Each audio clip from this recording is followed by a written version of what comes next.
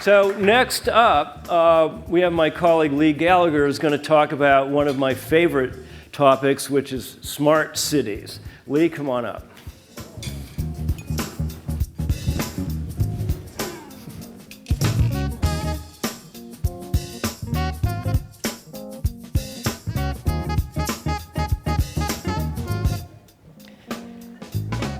Thank you, Brian.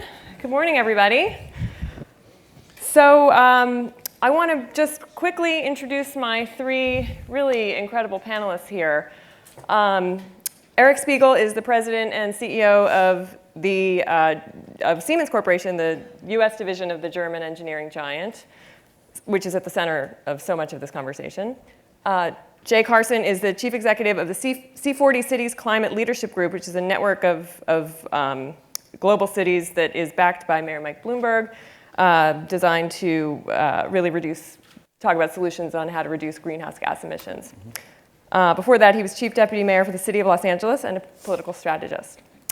And then we have Peter Calthorpe, who's a renowned architect and urbanist who designs cities and places. Peter basically invented the concept of the transit-oriented development. And he's a founder of New Urbanism, which is the global movement to design alternatives to sprawl. And I've spent a lot of this year talking to Peter because he's featured in my new book, and I'm going to shamelessly do this, The End of the Suburbs, which is sort of the opposite of where cities are going. But anyway, Eric, let me start with you. Siemens, as I said, is just at the center of so much of this. A year or 2 years ago, the company actually reoriented itself around cities. So talk to us about what exactly happened there, why, and what it means, and what the challenges are and the opportunities in just a few minutes. Okay. Well, we see urbanization as one of the biggest mega trends that's impacting the world today. I think climate change is another one of the big mega trends, and we can talk about our partnership with the C40 here in a minute. But as we saw that happening, more and more people moving to cities. I think more than half the people now live in the cities, impacting not just the developed countries, but the developing countries. And we had so many technologies that were directed at issues that cities were facing that we decided to bring those together into one division, global division, so that we could share technologies and best practices and ideas across the globe, what were cities doing in different locations around the world, and that we could also use that to drive our innovation platform. And we also did a Green Cities Index over the last 2 or 3 years. We looked at 130 cities, Europe, Asia, Latin America, North America, to really understand what were the big challenges that cities were facing and what kinds of technologies did they need going forward. That's led us to reshape our portfolio and reshape our investments and work very closely now with mayors, city councils, and companies in big cities to figure out how they can resolve these big challenges. So what are, if you could name, what are their needs? If you could name 3 of the most promising technologies that you think are important? The 3 big issues we see in the US when we compare, for example, US cities around the world, one is air quality and CO2. The CO2 emissions are more than double more than triple European countries, more than double Asian countries. Second is usage of water, more than 2x Asia and Europe per capita. And then traffic congestion, where 90% of Americans commute to work by car. That's about 38% in Europe and something less than that in most Asian countries. So those are the 3 big issues when you go out and talk to mayors. And so that's really driving a lot of what we're doing around things that can impact both of those. So for example, intelligent mobility can be used to optimize traffic flow in and out of big cities, redirect traffic, more efficient, lessen commute times and traffic congestion. At the same time, it takes a lot of cars off the road. Where they've done this in London, I think it's taken 60,000 cars off the road, saved 170,000 tons a year of CO2. And then more people taking public transportation, which reduces CO2. So you reduce traffic congestion and you lower CO2 at the same time. Those kinds of big answers can be scaled, at least in the developing world. I think in some of the emerging countries, we need different solutions. But. Great. Jay, tell us a little bit about C40. How and why was it born, and what's the goal? And you guys are working together a little bit. We are. Yeah. I think we're very happy to see Siemens reorient to be city-focused.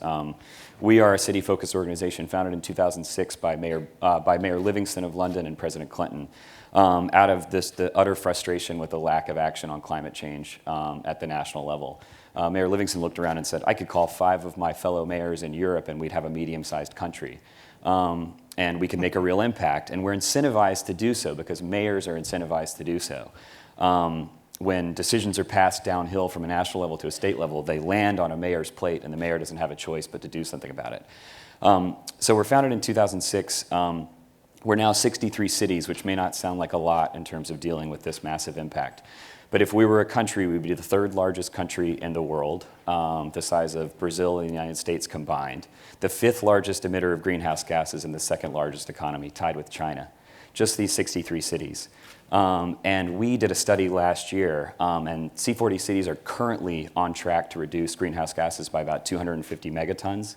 And we have the potential to reduce them by 1.3 gigatons in the year 2030. So already reducing by 250 million tons. But we can do a lot more by working with organizations like Siemens and Peter's organization. And how are you doing this? Give us some examples of how you're coming to those reductions. So most cities know what they want to do to reduce greenhouse gases. Most cities have at least a rudimentary climate action plan. I sat in on Jakarta's climate action planning process a year and a half ago. In other words, they know the processes they need to take to hit their climate reduction goals. But in many cases, they don't have the ability to do that, either the resources or the know-how.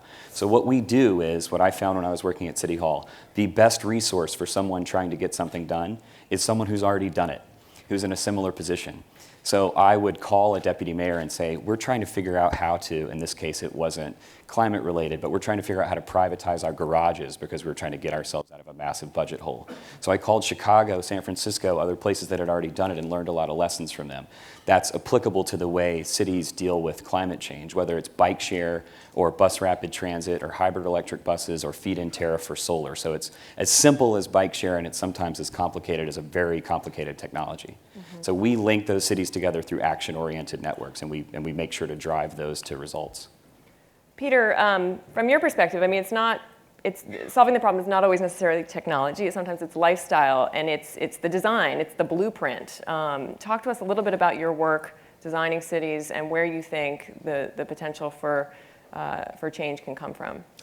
Well, I think there's a profound paradigm shift. We've been designing cities for the last 60 years, kind of an experiment in the history of mankind, around automobiles. And that vision is being exported to the developing world, and it's not working. You call them weapons of mass destruction. Yeah, is that I mean, right? you know, when you think about what it does, in the end, there was a conversation yesterday about, well, you know, are we going to give up things? Are we going to change our lifestyle? Well, quality of life actually goes up when you're not stuck in congestion. Quality of life goes up when you don't have air pollution that's causing asthma and huge health impacts. So, you know, I think that the developing world, and you have to understand the order of magnitudes here. There's 3.5 billion people still living in the countryside, 3.5 approximately in cities. But of that, 2.5 billion are in the developing world. And by the year 2025, that will be 3.5 billion people in developing world cities. That's the equivalent of about seven Chicagos a year is what we're going to be building. So we have to change the paradigm. Well, that means that the underlying land use patterns have to change. Jobs, housing balances have to be established. The idea of putting housing in the suburbs and jobs in centralized locations is really dysfunctional. And the idea that every road should be designed around the car, when in developing cities, only 20 or 30% of people own cars. And yet cars basically run amok and cause congestion everywhere and air quality and danger everywhere.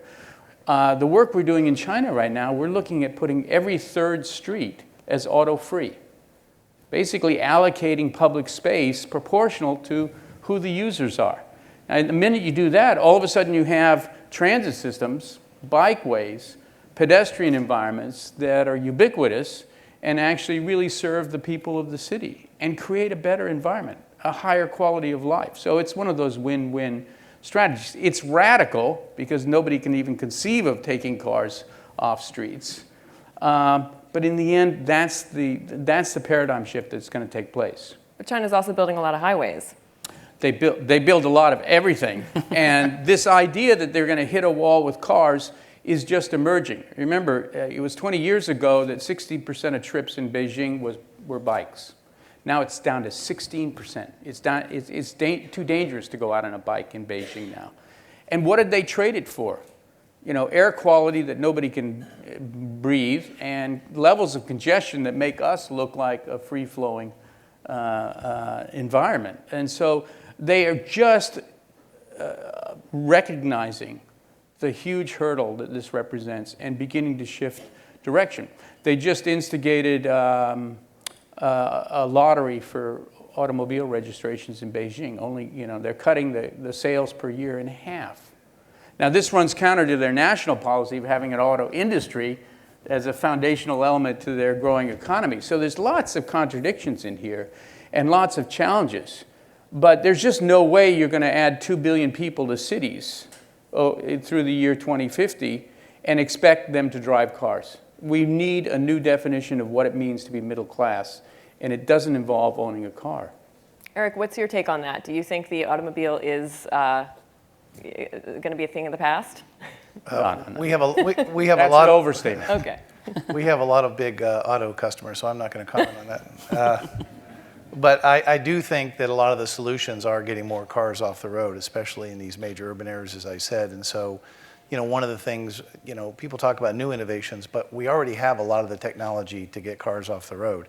And you're hearing a lot more about it even here in the U.S. with light rail, people coming back to streetcars that they had 50, 60 years ago in the U.S., reopening old tracks. Washington, D.C., where I live, is now going to put a streetcar back in place. They have a pretty good metro system, but now they're running some light rail out to Dulles Airport, the Dulles Corridor. The investment around the Dulles Corridor is unbelievable. And what we've found around the country and around the world is when you invest in streetcars and light rail and things, the GDP around those areas, the growth is more than twice what it is around areas that don't have those kind of connection points. And you get all the kind of vibrant things going on that Peter mentioned in those areas where you have that kind of transportation. So there's no doubt in this country that we need to think a lot more about how to get efficient, clean public transportation. And I think that some form of streetcars, light rail, whatever, there's some big issues in cities with right-of-ways and the cost of doing it. But without the cost of doing it, you see what happens when you have major storms like Superstorm Sandy and things. You get gridlock in a whole region because you don't have any kind of public transportation, or very little public transportation. So, you know, as an organization, we're technology agnostic. We sort of take what works in one city and try to scale it to other cities. But one thing that we have seen that works along these lines, which really was piloted in Latin America, and is now, sometimes people think that, we're a developed to developing world organization. That's the way the technology and the information share goes. It's absolutely not the case. Latin America has really piloted this idea of bus rapid transit, which now we in the States and Europe are beginning to steal. Essentially, Latin American cities have figured out what a lot of us have figured out, which is that subways are just too damn expensive. Building a subway right now it's so capital intensive, it's really, really difficult to do. But light rail and bus rapid transit can take almost as many cars off the street and make your city as livable. And so I met with the mayor of Rio last week. We were talking about this, about the BRT plan that they've put in Rio to prepare for the World Cup and the Olympics. And he says to me, you know, look, we're reducing hundreds of thousands of tons of pounds of greenhouse gases by doing this, but I'm making my city more livable. You know, he's not selling this as a climate change initiative in the city of Rio. He had citizens who were fed up with having the streets of Rio snarled with traffic, being unable to get anywhere. I mean, the commutes there make, a commute in Los Angeles look horrible. You put BRT on the street, you take a lot of those cars off, you make your city more livable. The mayor gets reelected, and it's good. Ends up being good for everyone. I mean, it's something that New York has actually stolen from Latin America. Bogota is actually teaching New York City how to make bus rapid transit work. And it's just one, but it's not actually just technology. It's so before us, we get on a subway, we get our ticket and we all get on at once. A bus pulls up and we all walk on and make change with the driver. Well, there goes 30 seconds at that stop, 30 seconds at that stop, 30 seconds at that stop. Let's buy our tickets beforehand. Let's get a dedicated lane and put cameras on the front of the buses, and when someone gets in that lane, it takes a picture of the car in front of them, charges them a $450 ticket. You never get in that lane again. So it's simple stuff like that you scale around the world. So, you know, I kind of coined this phrase, transit-oriented development, but I'd like to shed it at this point. Because the truth of the matter is, we're breaking news here. The answer really has more to do with walking and biking. Shoes, not tires. In the end, you look at the numbers in Europe, 50% of trips are on foot or bike. and between 10 and 20% are in transit. Now, those two things are linked. Every transit trip starts with a walk. But that walking environment is essential. A mixed-use neighborhood in which destinations are clear by, streets that are reasonable, safe, interesting to walk along. These are fundamental urban design issues. Bringing jobs and housing closer together. I mean, Mexico City is highly transit-oriented, and yet the poor live at the periphery, and they spend on average 3 hours a day commuting in buses to work. So there's more here than just the technology that we lay into the streets. It's the fundamental structure of land use, how mixed it is, how dense it is, quality of places. And if you get that right, all of the above works better, all the technologies. And I'm agnostic on technology as well. But to do that, to get that right, involves major policy decisions. I mean, look at in the US, you know, we subsidize the creation of single-family homes, which is this pattern of development. I mean, try pulling that back. It's not going to happen. State of California is pulling it back right now. Okay. State of California, and most of you know, we passed a carbon reduction law, AB 32, which means that this state is going to shoot for Kyoto. But as a companion to that, we passed a land use law that said we're going to now start designing our regions away from auto dependence towards walking and transit. And that's now being implemented. A place like Los Angeles has $40 billion of investment stacked up for transit and transit-oriented development, and very little for new highways. I mean, the age of the highway city is over. We can't afford it, and it's not desirable. The interesting thing is a lot of people thought that that law would be resisted by people saying, you're not going to change my lifestyle. It turns out the marketplace wants walkable places. You know, when you look at the demographics, we're only 25% of households now are families with kids. We're empty nesters, we're singles, we're Gen Y, and they all want to live in exciting, walkable urban environments. And the developers are falling all over each other to actually shift away from the distant suburbs into good, strong infill. That's the point of Leigh's book, so you can get all the facts there. But it's true, there's a study that shows that New Yorkers weigh 6 pounds less than the average American just because of the kinds of walking we do. So it relates to our health problem as well, and the obesity problem in this country as well. There's such a strong desire for it among citizens of cities. Part of the reason that this works and a cities conversation is so exciting is that we don't have to get Los Angeles to agree with Montana. You just have to get Los Angeles, San Francisco, New York, London, Hong Kong. And I've sat in a room with a lot of those guys, and they agree on a lot more than they disagree with. And the $40 billion that's being pumped into mass transit in LA, and as an Angelino, you know, we have about the worst reputation on this, certainly of any city in the United States of America. We're probably tied with like Houston and Atlanta. But we have a really bad reputation on this around the world. But the citizens of Los Angeles have voted for that $40 billion twice to fund more mass transit. And similar things are going on. In the age of deficit. Yeah, this was both of those votes have happened since the financial crisis. So Eric, where tax are themselves. the real challenges then? What keeps you up at night? Is it the air quality in China? Is it, what is the biggest problem? I mostly worry about the U.S. I'm not Really? worried about China right now. But I think the big thing we're hearing from mayors across the country is resiliency, is kind of the new term. How do you combine resiliency and sustainability together? In the aftermath of Superstorm Sandy, we're hearing a lot more conversations with military bases, with universities, with cities about things like microgrids. If you take a look at what happened in New York City and northern New Jersey, huge power outages, people without power for days, the New York Stock Exchange shut down, the subway system shut down, et cetera. There was an area of New York that didn't get shut down. It's a co-op that served 60,000 people that had its own microgrid. It was a gas combined cycle heat and power plant that we helped build. But that microgrid now has become a big story in New York and other places around the country. How do we move toward more microgrids so that we can avoid those kinds of disasters? How do we do things like not have to put backup generators into basements which flood? And because of that, things like a couple of hospitals that you heard had to be evacuated. And the other story you don't hear about, we're in the health medical device business. A lot of the CTs and MR machines and things were destroyed. because once they're depowered, they're no longer effective anymore. So once those backup generators go, it's the health impacts, people being evacuated, but it's also then the cost to the hospitals in the long run. $75 billion we're talking about, which I understand isn't even going to pay for everything. So when we do these cost-benefit analysis, I think we need to start taking a look at the bigger picture.